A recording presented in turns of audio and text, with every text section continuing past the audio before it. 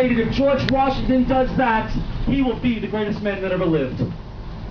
Days before Napoleon Bonaparte died, he said they wanted me to be another Washington.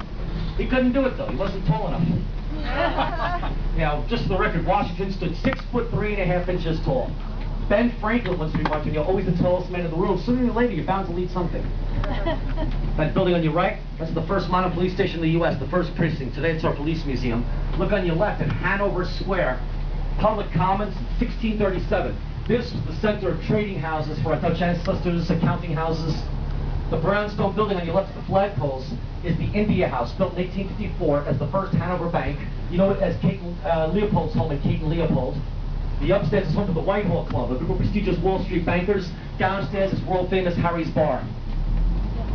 The original. I got them all over Europe now. The first precinct. That's where the expression up the river came from.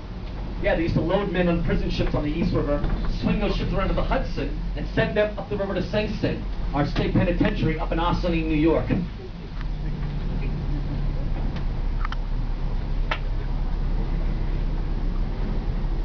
And this is Wall Street. Right here on your left-hand side used to be the Tontine Coffee House. That's where the New York Stock Exchange was born.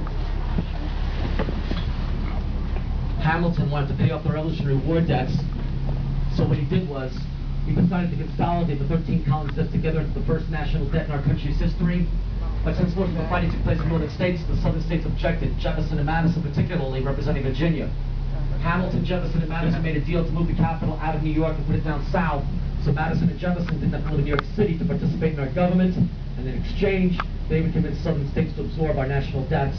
The capital packed up and went to Philly.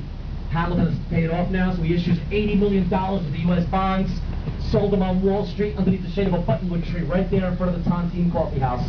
3 years after those bonds were issued, all $79 million was absolved. Thanks to his brilliant protege, Alexander Hamilton, George Washington balanced the budget. The soldiers were paid for, our governments restored their loans.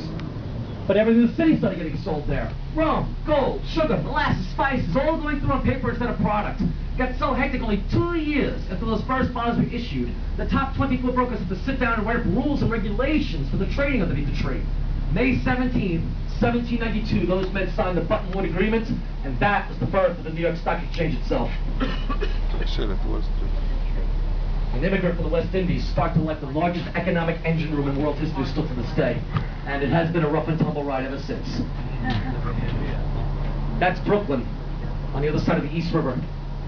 The East River is not really a river, guys. That's a saltwater tidal strait that connects two bodies of water, Long Island Sound north of us on your left, New York's Upper Bay south of us on the right.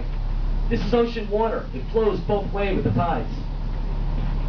Of course, regardless of this fact, it was so cold in the winter of 1866 that the East River locked up with ice. Prior to this, they were talking about building a bridge connecting the two independent cities of Brooklyn and New York. Neither city wanted to pay for this. The ferries were doing fine. Why fix it if it's not broken, right? Once it locked up with ice, commerce was halted. You could walk from Brooklyn to New York, but you couldn't send supplies back and forth. That's pretty much broken. So they saw the necessity, and they hired a brilliant German engineer by the name of John Augustus Roebling to design the Brooklyn Bridge. It's the most photographed structure in the entire world. Look at this green glass building on your left-hand side in front of us. This building has waterfalls on the roof, just like in the movie Devil's Advocate with Al Pacino. This is where his offices were in that movie. We talked about this, Kevin. Pressure. Some people, you squeeze them, they fold. Can you summon your talented will? It's all about that, right? Summoning your talented will. There it is. Maiden Lane is where Jefferson and Madison lived while it was the nation's capital. Before the ill-fated Battle of Long Island, George Washington had headquarters here. And this is the South Street Seaport Shipping Museum. This is where the last Brooklyn tour will be leaving from in a couple of minutes. I think it's still here. We'll see in a second. This should be it here on your right-hand side, yes. That's the next Brooklyn bus going out right here, guys.